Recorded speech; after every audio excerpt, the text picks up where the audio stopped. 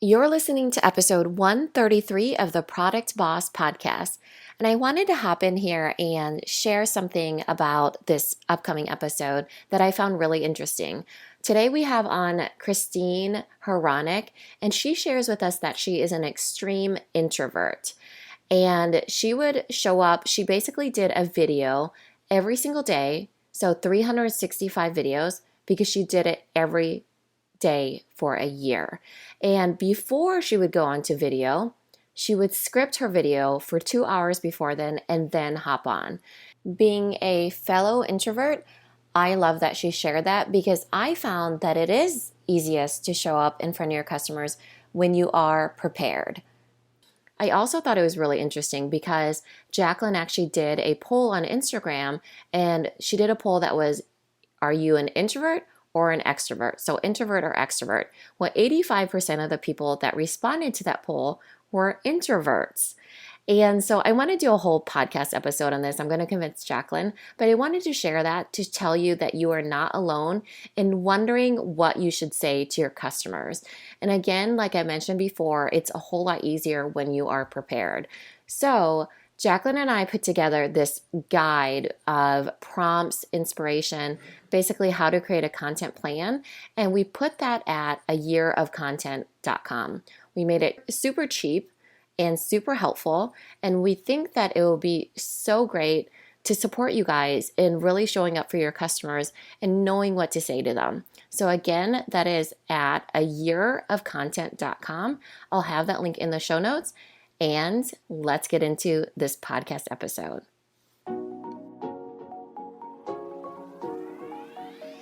Welcome to the Product Boss podcast, where we help product-based businesses grow their sales and improve their strategies. Hey everyone, I want to introduce you to my co-host and biz bestie, Mina Kunlo-Sitep, an Amazon guru that has built a multi-six-figure product-based business. And introducing the other half of the Product Boss, Jacqueline Snyder. She has helped launch and grow over 500 fashion apparel and accessory brands, even one of her own. And together, we share our inventory of secret weapons that will help you dig deep and do the work it takes. Are you ready? Let's build together. Hey, everybody, and welcome to another episode of the Product Boss Podcast. I'm your host, Jacqueline Snyder, with my beautiful co-host, Mina Kunlo-Sitep. Hey, Mina. Hey, Jacqueline. Today, we're excited because we have a very special guest on the podcast for all of you. We are excited to introduce you to Christine Hronec of Gauge Girl. Christine, welcome to the podcast. Thank you for having me here, ladies. It's a pleasure. And it's also Gauge Life. So tell us a little bit about yourself and your background so our listeners get to know you a bit more. Yeah, so I'm actually a chemical engineer by training, and I consider myself a food scientist. So I started my career as a chemical engineer. I studied at Drexel, have a bachelor's and master's there, and I worked as a classical chemical engineer for a very long time at DuPont. And I got to a point where I got very tired of the whole bureaucratic corporate world, corporate scene. It just I didn't fit. I didn't fit in. It moved too slow for me. And I took a risk in 2008 and branched off into the biotech field. And it was when I moved to the small company scene, that small company vibe, that like I came to life. It was like, man, I don't have to ask my boss's boss for permission. I could just run with things. And I felt free for the first time in my life. My salary went through the roof during that time. I felt more empowered than I ever have in my life. And I discovered a passion to just execute and implement. And from there, I got into doing some consulting work as a chemist. I did a lot of product development. I did a lot of contract product development for companies, for manufacturers, for individuals, for entrepreneurs who just wanted to build and formulate products. I've built everything from nutraceuticals, cosmeceuticals, skin formulas, detergents, cleaners. You name it, I formulated it because it's all basic science. And at that point, when I was doing that a lot, I got an offer to become an owning partner in a dietary supplement manufacturing company. I had two partners who were great at sales and marketing, but they knew nothing about manufacturing. And as a chemical engineer, that's my expertise. Chemical engineers take concepts, make them scalable and economical.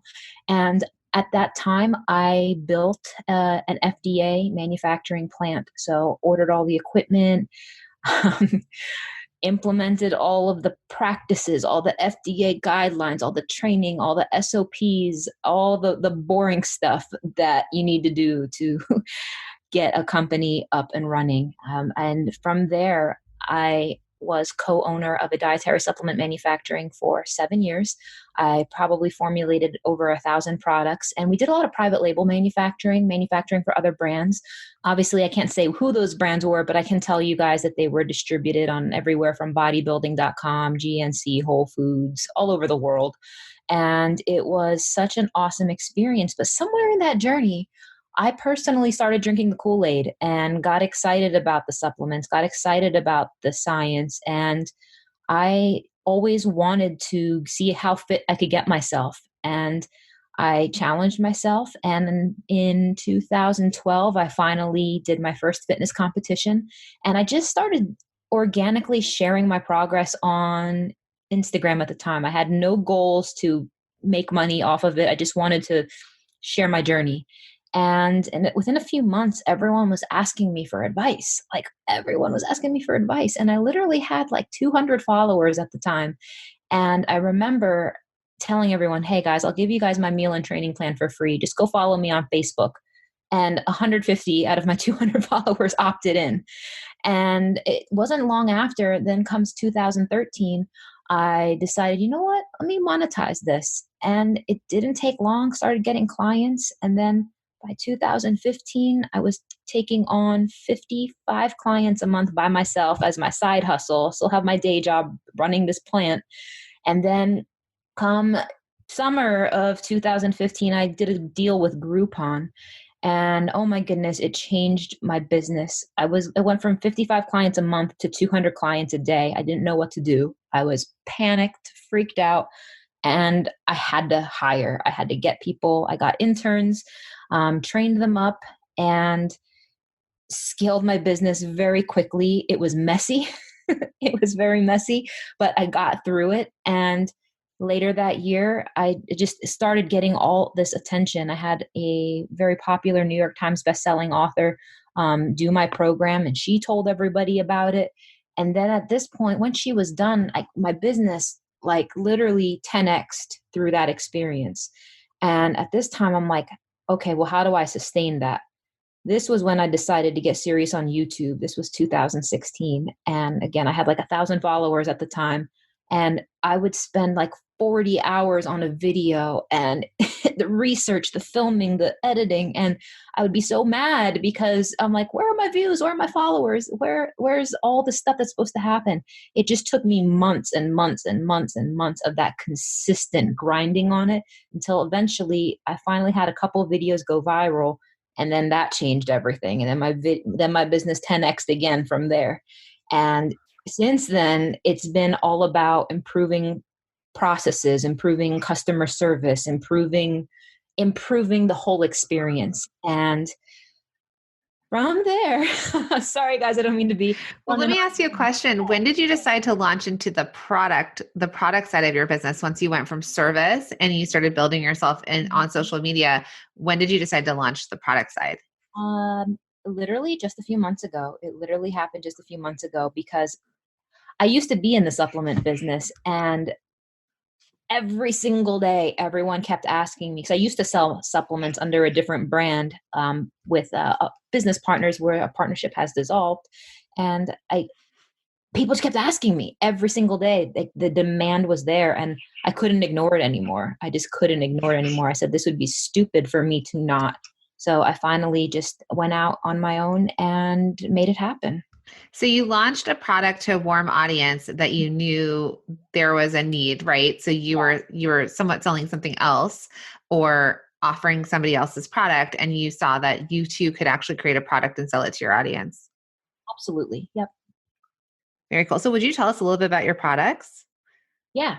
So, Gage Life Nutrition Supplements, it's a natural, high quality protein supplement line. Having worked in the supplement industry for, my gosh, like knee deep in it for 7 years, the majority of the products are complete garbage. And I know this because I've tested everyone's product in the lab. The majority of them, I'd say a solid 2/3 of them don't hit their label claims. I mean, it's been like the wild, wild west when it comes to dietary supplements, and you don't know who you can trust. And it's a hot mess. And because of that, knowing that, I know that if I'm going to be recommending a protein to my clients, I can't guarantee that that product is that macros that it says on the label, just because I know all the nonsense that happens. And for this reason, I wanted to make sure I was giving them the highest quality, lab tested, no fillers, no artificial sweeteners. And the thing is, so many people think that they're getting a better product because it's cheaper or it's got a pretty label or the label says that, but it's just, obviously I'm not going to be calling anybody out on here, but it's just, I've seen too much and I don't trust anybody. And that sounds very whatever, but I just don't. I mean, that's kind of the way it has to go, right? Because I mean, you're consuming this. Yeah. So it is something where it's really important. You're doing it for your health.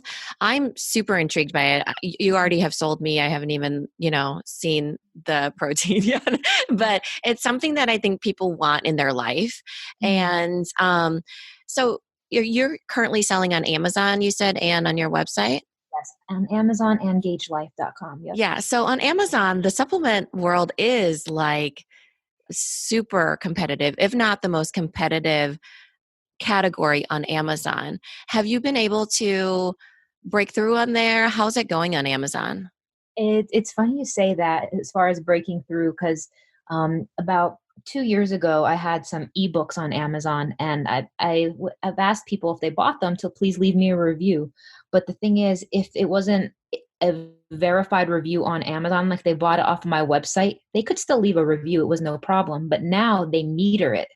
Like you can't, even though it wasn't a verified review, you can't just leave a review. So basically, long story short, it's a struggle. I have not even started to tap into figuring out how to crack Amazon yet. Right now, I'm just introducing it to my audience, letting people know that it exists. But in 2020, that is definitely one of my goals, to be way more strategic on figuring out how to crack Amazon and rank and what to do, so to speak. But yeah, it's something I need to learn. So it's a platform that you've moved to. Yeah, it's really interesting, like Mina said, because Mina is an Amazon expert. If you need help, I will be calling you. But one of the things that we've talked about, and we talk about it with our masterminders and we talk about it with the people that are in our programs and our courses, is that Amazon is flooded, right? And you can't just leave the review. So, and if they know that you're friends on Facebook or anywhere in the realm of knowing each other on the internet, they actually will not let your review Oh, wow. post. So I can't even, my mother-in-law has a book on Amazon and I bought the book. I'm a verified purchase and I could not review it. They took it down. I once reviewed Mina's product on Amazon, but I signed in through my husband's. Right. We're not Facebook friends. So it worked. It stayed on there. That is good to know. That's wild. Yeah. So, okay. So so you had this experience in manufacturing and you decided to bring a better product to market and you had built this audience. So you're selling right now then mainly on your own platform, right? Yes. So your own website. So what are you doing sort of day to day to keep bringing people back to your product? Are you still offering content, like valuable content as a trainer? Like what's your sort of content marketing plan that then reinforces them purchasing your product? Couple things. I reiterate value through these little like sciencey based infographics that I've been putting on my Instagram page for Gage Life supplements, as opposed to just, I feel like a lot of supplement brands are very like, here's a hot chick holding a shaker cup, look at her, as opposed to like, what should you look for in a protein supplement? What are some healthy high protein breakfast ideas? Like just interesting stuff. So I do it that way. But the reality is the supplements are written into my meal plans and my clients trust me. Like I have literally like 700 videos. I put tons of free content out there. They know I'm not trying to lead them astray, and if they don't need my product, I'll tell them, look, you don't need this. You can accomplish this. I don't make anyone buy anything, but they just naturally want to. So let's talk about the consumable goods. So you're making something like Mina had said before that's going into our body. What sort of, I know you have this background that a lot of us don't have, but what were some of the things that you had to go through to actually manufacture this product, like to physically make the formulation of it, how to find the right team to help you build it out, sort of how you built this company from the product perspective? It's a really good question, and I'm very fortunate in having taken products from concept to commercialization like millions of times before. So this was like very easy for me. But the first thing you want is you want to define your CTQs, which is what's critical to quality. What are the must-haves in this product? And you need to know that for yourself before you even call up a manufacturer, before you waste anyone's time. You need to know what you want. So I know I wanted a clean product. I know I wanted it to be very simple. I know I didn't want to do a million different products and flavors and SKUs because I wanted to keep it simple. I didn't want to have a million different label sizes and different SKUs. So I kept it very simple, especially when something's new. I kept it simple. So I have 3 flavors on my protein, unflavored chocolate vanilla, and I have 1 collagen product, which is unflavored. And I felt that these are like the baseline foundational products that I wanted to test my market with. So the first thing that I did was I contacted a manufacturer. Now, being in the supplement industry for a very long time, I already knew a lot of people. I already knew who I can trust. I already had cell phone numbers and relationships with people that I already knew I wanted to work with. So I already had a very credible manufacturer that I wanted to work with. After that, the next thing I did was I requested the dye line for the labels. I knew what unit size I wanted. We picked the jar, we picked the packaging, and I went with stock packaging because I know sometimes new entrepreneurs, they want to get really, really fancy with the packaging. And they end up spending way more money going with custom colors and weird stuff when you can actually save a lot of money by just designing that into the label as opposed to going with like a special jar that's a special resin that you only need to order like by the truckload. And then that because people are trying to be different and I get that, but you also need to be smart too. So I knew what look I was going for. I wanted it to look clean. I wanted it to be simple. I wanted it to appeal to women because my audience is 90% women. And I spent more energy on making the label pretty as opposed to putting all kinds of crazy bells and whistles in the physical packaging piece. So from there, I got the dye line from the manufacturer, and the dye line is an outlined file template with of dimensions that my designer needed to populate the label. From there, I went and purchased UPC codes. You can go to a website, purchase UPC codes. I actually purchased a bunch of them because I reserved a bunch so I could, use them for future products. Took my UPC codes, gave them to my designer, got the nutrition facts from the manufacturer, did a lot of back and forth taste testing until I finally approved the sample. Then from there, I had my designer do the label. Now, the manufacturer approves the label, but because I've been in this industry for far too long, like I told you guys, I don't trust anybody. I had a regulatory FDA attorney review my label, and everyone would tell you, don't waste the money, don't waste the money.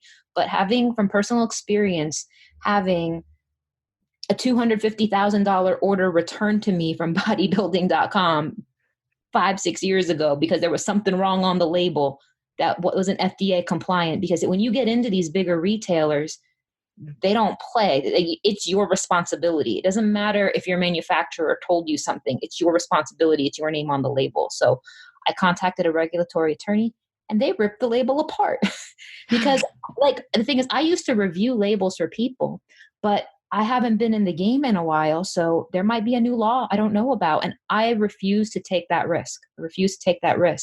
So, and then obviously I was disappointed that the manufacturer didn't know that. But again, whose responsibility is at the end of the day? It's yours. You can't blame anybody but yourself. So got through that, spent more money than I preferred to spend.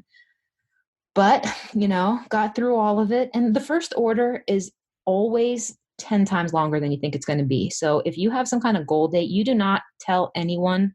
I would never recommend any entrepreneur to tell their customer their launch date until the product is physically in your warehouse, or if you physically because there's always manufacturing delays, and you're going to look like it. You're going to look dumb.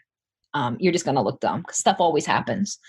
But yeah. So talking about your launch date, I saw that on your Instagram for the supplements, for the Engaged Girl Life supplements, that before you actually launched your product, you were actually putting content up prior to the product being ready. So how are you transitioning people from your following? Because you have a following of about 93,000 people as of the time of the recording on your nutritionist page. And then you had to transition them from that to start following your product. And you probably needed to warm them up with some of those, some of the posts that you put up there. So how was that transition, like pulling them over, and then that pre-launch on your Instagram where you were putting out content before you actually had a product to sell them? Yeah, so it's interesting. I have probably like 10 different Instagram pages. Not all of them are like public to my brand. I used to have this one page called Gage Girl Meal Prep that I just kind of fostered on the side, and I'd put quotes and I'd literally just put meal prep. But I kind of stopped using it for a while and it became obsolete. But it had over 10,000 followers. And as you guys know, once you're over 10,000 followers on Instagram, you get the swipe up function in the stories. So what I did was I deleted all of the content on that page. I kept the quotes, repurposed and renamed that page, and then started adding the coming soon, all that kind of stuff, started getting my audience excited, but I didn't give them a launch date yet until I absolutely had one, and, let them know there was a big reveal. Because the thing is, you want to kind of keep it under wraps for a little bit, but at the same time, you still have to hype them up and warm them up to it if you want people to buy it. So I think it went pretty well. My expectations were very low. So, my clients really showed up for me and really exceeded my expectations.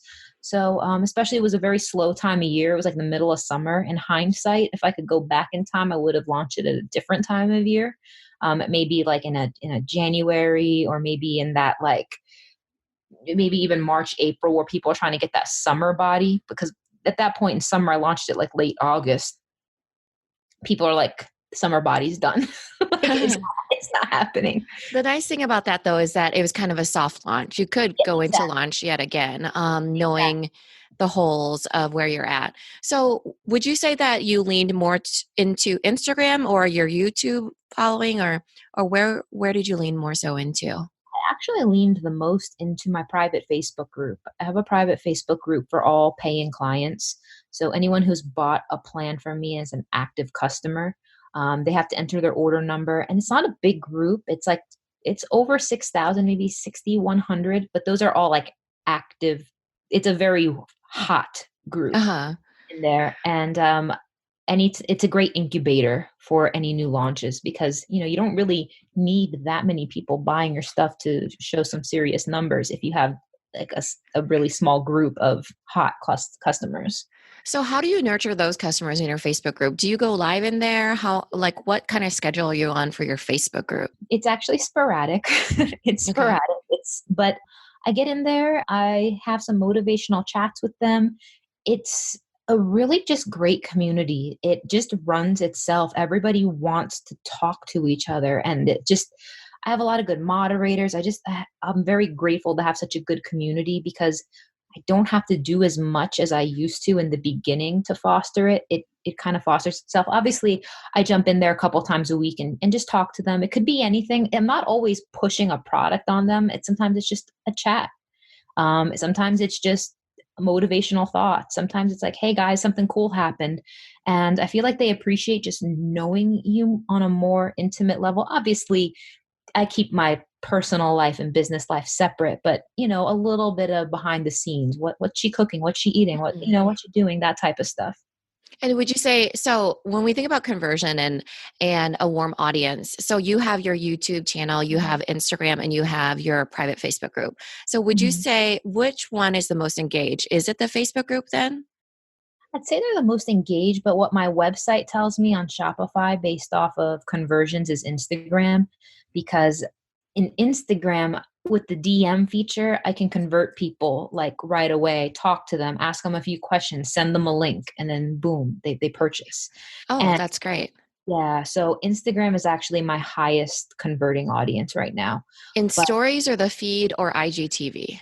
probably a combination of both, but I would say stories. I would say Okay. stories. I get the most conversions because people DM me all the time. I literally get a minimum of like 100 DMs a day, What did minimum. they ask you? Yeah. Anything. What plan should I be doing? I watched your video. And it's crazy because a lot of times they'll find me on YouTube, then they'll follow me on Instagram. So like I feel like YouTube is this big net that like I cast. And Mhm. the interesting thing is a lot of people tell me, "Hey, Christine, I've been following you for 2 years and I've never bought anything." And then they finally, because the thing is, the types of programs I offer, like you can know about it, but a woman or a man, but most of my clients are women, have to be good and ready to commit to this. Do you know what I mean? And just because you Mhm. watch my video, it doesn't mean you're going to buy something from me now. But when you're at that place in your life where you're like, you know what, I got to get it together. I remember, those resources that I saw were available. Hey, I think I'd like her to coach me, or hey, you know what, let me get in on that. Because the nice thing about Instagram, it's so visual. I also have another page on there, which is my transformation page, GGT_transformations. And that has like 15,000 followers. But what I love about that is people see themselves in somebody else's before picture. And that Mhm. just helps them out so much because they're like, that one looks like me. Like, and I've been on your page. I have not found me yet on there. Just kidding. No. So what I think what you're saying though is that what the DMs, for example, and where you're getting these sales is it really goes back to the engagement. So as much as people are just posting and posting and posting, so much of it is that engagement, right? So you're in your stories, you're talking to them, they feel like they can respond. yes. And the only way people can respond to you in your when you're on a story is that they will comment, which ends up a DM, and that you're taking the time to respond to them. And you ask for that sale or you offer them advice. So I think that as product entrepreneurs, using these social media platforms as tools to communicate directly with your customers, yeah, it feels like one person at a time over 100 people a day. But if you can convert that as you're starting that snowball of your business, if you can convert, 30 of the 100, I mean, people would love to have 30 sales a day or 10 sales a day as they're starting. So just remember that it's that dialogue that you're having with your followers to turn them into engaged customers. I couldn't agree with you more. And it took me a long time to get to that point. I actually got started on this whole thing in late 2015. You guys remember Periscope?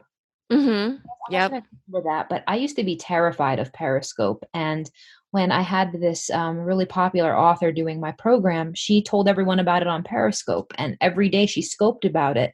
And I was so scared because I'm like, you mean I just got to pop on here and talk to people? I didn't know what to say. So she shouted me out one day, and there were 372 people watching me. And I was so scared. But what I did was for the next 2 months, I literally wrote myself a script of everything I was going to say on my live broadcast. I took 2 hours out of my day every day for 2 months to write a script. And it sounds a little like overkill, but for me, I just needed to be planned out so I could feel calm. But then from there, I did 365 scopes, one scope a day, every single day for 1 year. And that changed my business. I consistently showed up. I consistently talked to them. I knew everybody by name. And the thing is, I didn't even worry about the sales. Like they just came. Do you know what I mean? It wasn't, I was never pressed. I was never stressed. It like, because I built a relationship with my community. Right. And it's they're already warm. And a lot of times it's like the law of reciprocity, right? You're giving them value. So they're like, hey, how can we help you? Oh, you have a supplement or you have this product. I would love to support you. And at that point, you've already established your expertise and your value in a way. And so they're more than willing to give. That's just human nature too. Yeah, I feel like when some people start looking at it very tit for tat, like that's not the way to go about it. I would just provide value, value, value, value, Hmm.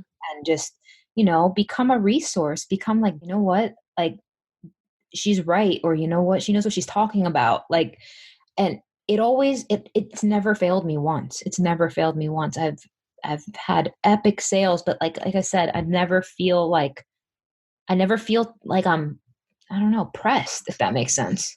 Do you buy from any brands on Instagram, or does it reinforce for you? What do you mean? Like reinforce the brand for you? But because I haven't really started purchasing off Instagram yet, like shoppable posts, I'm more of like, okay, I'm reinforced and reinforced. And then because of, I think our age, Mina and myself, like we still go to the website, search the site. We're not necessarily. I really don't, unfortunately. That sounds really bad, but unfortunately, I personally do not. And this is going to sound bad, but like as an influencer, I get so much stuff for free. Like I'm not even like I get all You kinds don't of. need to buy anything. I really don't. The only things I really buy are like. Yeah, well, that's great. I'm just curious because sometimes it's interesting to see who people follow, like if there are brands that you've done. So, um, we have a lot of products that come through our feed because we are the product boss. But I will say, like, there's a CBD oil company that I know, and she's really good at like, she's always showing up. She's always doing stories. Angie, She's showing us behind the scenes way. Angie. No, it's Rosebud CBD. Oh, okay, okay, yeah. But for example, like I've been watching her stories and it's sort of like how she's packaging things. And then she'll go and she'll start to talk about, we're getting these questions and what's the difference between this product, and this product. And she's just going all the time on her stories. And it really reinforced, and now we have another client that is a CBD company, and it's not to say that I'm not buying from her if she's listening, but I did decide to try out this one because of the way she was speaking and showing up in my feed. Because she has chocolate too. It's chocolate. Oh yes, and I did buy a dark chocolate. But I think what's interesting here, and I think the listeners could take note of this, is that the key difference and the fastest way to get somebody to buy from you to warm up your audience is to show up in person as yourself. Yes. And you did it as with a script because it doesn't come naturally to all of us. And, I think that we get a lot of pushback when people were like, people buy from people. And the story of the entrepreneur is what is going to sell quicker on a social media platform like Instagram that has now turned into a shopping platform, right? And so just get yourself to do it. You took 2 hours of your day every day to show up in Periscope. It was definitely worth it. When you look back at Periscope, it's gone now, right? Yeah, So it is. to say those efforts are wasted. It's actually not though, because it got me out of my shell. Right. It was practice. It was practice because when you're on a live stream, and I'm sure you guys have done this, when those questions are coming at you and you're trying to keep your train of thought and talk, but then someone's like, it does take practice to get used to that form of communication where you can keep your train of thought, still acknowledge the questions, address them if and when you decide to. But it's been a game changer. And then at that point, I was like, you know what? If I'm going to spend this much energy on Periscope, I might as well film these for YouTube. And that's what I started to do on YouTube. But one thing I've been doing recently is I've been using YouTube Live. And I get a lot more live people on my YouTube Lives than I do on Instagram Live because I have a bigger platform on YouTube. So I've been playing with that. And YouTube has stories now too. Yeah, I saw that. I've been watching Ryan's toy review with my daughter. Yeah. So I think, and the thing is, and I think another takeaway out of this is leaning into where you are. So video has worked really well for you. And you were on one platform that warmed you up to YouTube, and still you lean into your stories and video as well. And your customers or your followers or your clients are used to seeing you and that. And I think just leaning into speaking always, and people sometimes feel like they have to talk about all this new stuff, but it's like finding those few stories that you constantly are repeating to people. For you, I'm sure it's like body transformation and health. And like you talk a lot about keto or making sure that all of the nutrients are in there that you need. So making sure that people find those stories, 3 to 5 stories that they lean into always, and whatever platform you're choosing to be on it, but you are also engaging. So it's not just speaking at people, but it's an engaging dialogue conversation. Absolutely. And a lot of things, other people, I would encourage them to use if they're not already. There's so many stickers and functions and questions and polls, like use them. If I just post a picture of something versus, hey, who feels like they need to lose fat by the end of this year? Or, hey, would you eat this meal? Or, just asking them questions and talking to them. They love it. They love it. Right. Yeah, those engagement tools. I wanted to take a quick minute to explain funnels to the audience really quick, because I think this is imperative for when we're talking. It doesn't take just video. So it takes two-way engagement to get a conversion. That means a sale, right? That's why we're seeing DMs work. That's probably why we're not seeing too much conversion in YouTube, because it's the top of the funnel. It's where people are falling in. For us, it's the podcast. It's one way, right? YouTube, podcast, one way. As you get further down into the funnel, which is getting close to conversion, you're starting to get to two-way. And that is the DMs. That is pushing somebody to your website. That is pushing somebody to Amazon. So you have to get them to a two-way two-way conversation, a dialogue, in order to get them to convert. And then there's the call to action. Hey, go check out my product on Amazon if you want it in 2 days. Hey, go check out the website. There's a special deal on there. Or in your case, it actually is pushing them to the two-way conversation first. On YouTube, you push them to Instagram or your Facebook group, and they can engage with you two-way. So I want to explain that, because I think people get really tripped up, especially product people, on funnels, but that's how the way it works. So they can actually have access to you. And that's exactly what you're doing with Instagram DMs, and what you did with Periscope too, because it was super easy access to you, just like on lives, as you're doing lives in your Facebook group. So it's very genius. You have a natural ability about you to speak too.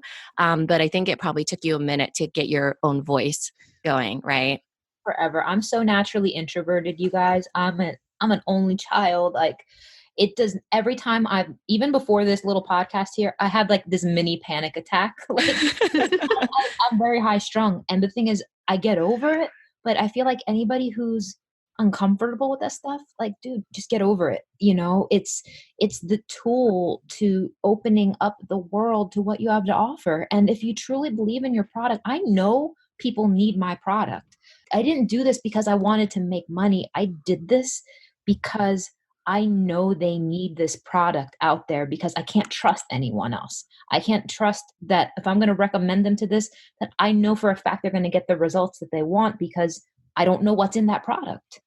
And I just think it's so important to just get over yourself and focus on them, as opposed to getting so in your own head, if that makes sense. 100%.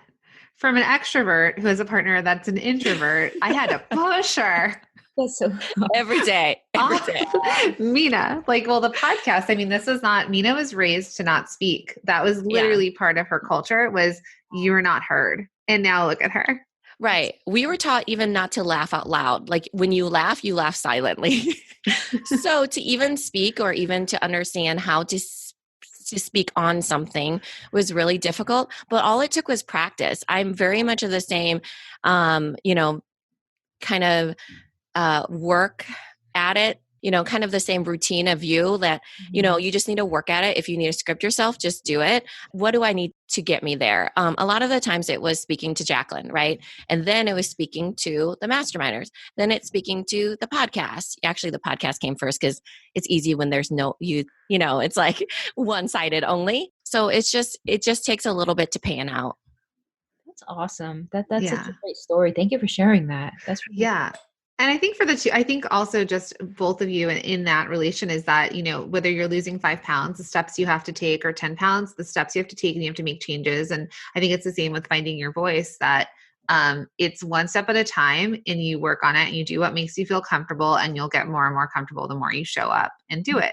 You'll hit that progress. So Christine, we always like to wrap episodes with asking some fun questions. Yeah, let's do it. Like rapid fire questions, so we get to know you just a little bit more.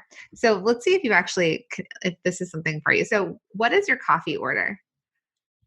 Tall blonde in a grande cup, and I have them cut the rest of it with water, hot water. I was going to say, you might have been like, I don't drink coffee. So I'm glad. I thought you were going to say mushroom. You know how the mushroom coffee is in right now. That's what I order at Starbucks. At home, I do the same thing, but I put collagen in it.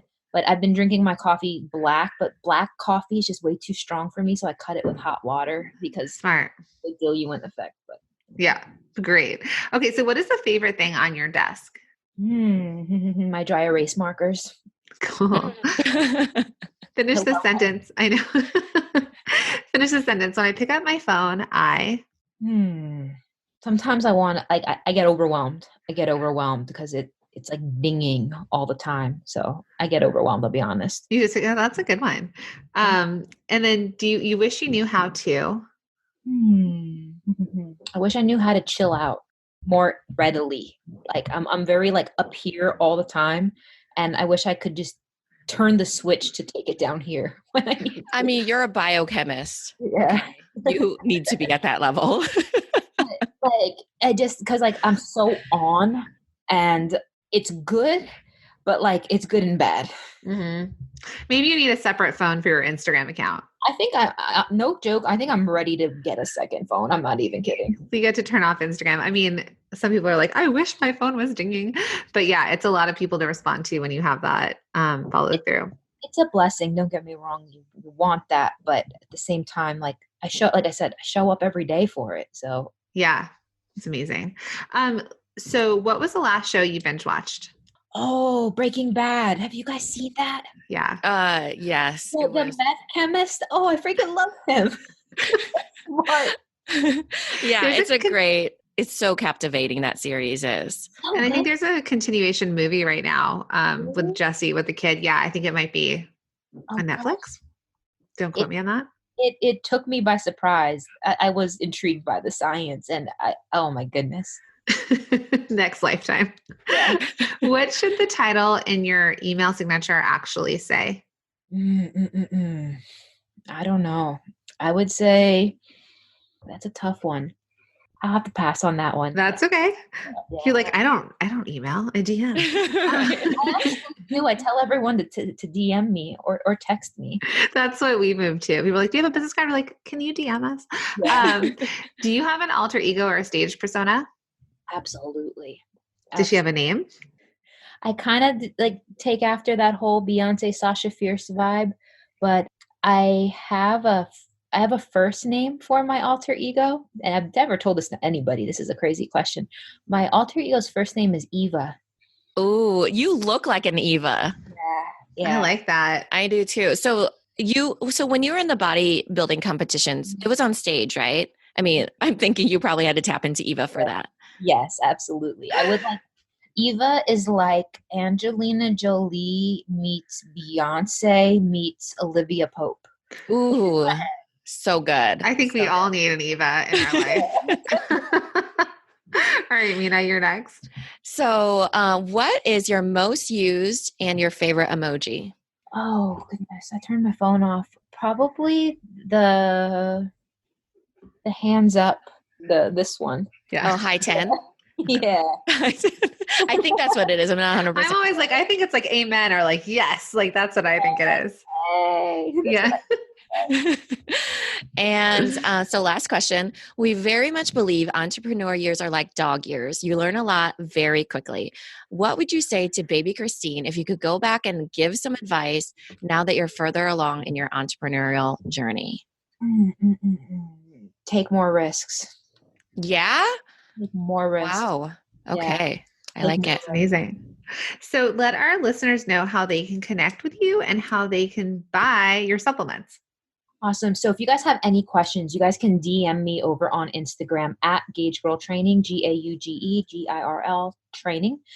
You guys can purchase my products on gaugelife.com, GAUGE life.com. But if you want to learn more about nutrition science, health, motivation, mindset, your body type, anything about how to eat, check out my YouTube channel, Gauge Girl Training. There is just a wealth of knowledge. I have free meal plans on there, all kinds of goodies, just tons of content, tons of value. Don't miss out on all of that. Thank you. Love it. And if you guys find her on Amazon, make sure you leave a review.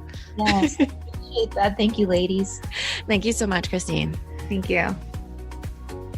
This episode is over, but it doesn't have to end. Head over to our Facebook group, search for the Product Boss Biz Community, or the link is also in the show notes. Come connect with other product bosses just like you. We'll see you in there. If you love the Product Boss podcast, we'd love for you to subscribe, share, rate, and give a review on iTunes. Until next time, Product Bosses, let's make it happen.